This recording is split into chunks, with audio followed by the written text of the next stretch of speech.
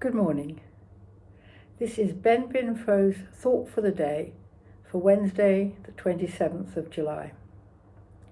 Today I am continuing the series on Luke's Gospel. It is the week before Passover and Jerusalem is thronging with hundreds of thousands of additional Jewish worshippers. It is also nearing the end of Jesus' last week on earth, shortly before Judas agrees to betray Jesus. Jesus is teaching in the temple every day, and people are flocking to hear him. These verses today are part of a wider passage called Signs of the End of the Age, and they paint an uncompromising picture of the destruction of Jerusalem and Jesus' second coming. When you see Jerusalem being surrounded by armies, you will know that its desolation is near. Then let those who are in Judea flee to the mountains. Let those in the city get out, and let those in the country not enter the city. For this is the time of punishment in fulfillment of all that has been written. How dreadful it will be in those days for pregnant women and nursing mothers. There will be great distress in the land and wrath against this people. They will fall by the sword and will be taken as prisoners to all the nations. Jerusalem will be trampled on by the Gentiles until the times of the Gentiles are fulfilled. There will be signs in the sun, moon, and stars. On the earth, nations will be in anguish and perplexity at the roaring and tossing of the sea. People will faint from terror, apprehensive of what is coming on the world, for the heavenly bodies will be shaken.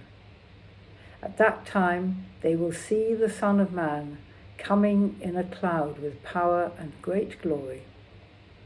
When these things begin to take place, stand and lift up your heads, because your redemption is drawing near. As I have already mentioned, the reading today is part of a wider passage called Signs of the End of the Age.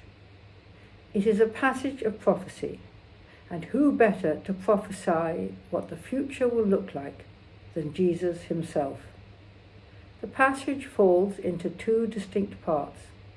In the first part, Jesus is foretelling the destruction of the temple and the sacking of Jerusalem by the Romans in 70 AD. This is a prophecy which was horribly fulfilled, and Jesus is encouraging those then living in the city to flee into the mountains to escape death or imprisonment. The second part of the passage contains a very different prophecy. In these verses, Jesus is prophesying what will happen at the end times on his second coming. There will be upheaval in the universe and anguish on earth. The description of how life will be on earth is truly terrifying. Men will faint with terror, apprehensive of what is coming on the world. But then we have two glorious verses which put all the horrors into perspective. We will see the Son of Man coming in a cloud with power and great glory, and we should no longer be downcast, but look up in joy, hope, and trust, as the time when we are finally fully redeemed draws near. The terrible war in Ukraine and all the ongoing conflicts elsewhere have caused some to predict that the end of the world is nigh.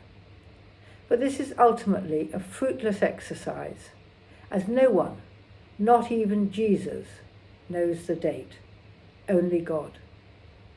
We will not know until it happens. I recently saw a film called Don't Look Up, about a comet which was on collision course with Earth and would wipe out all life.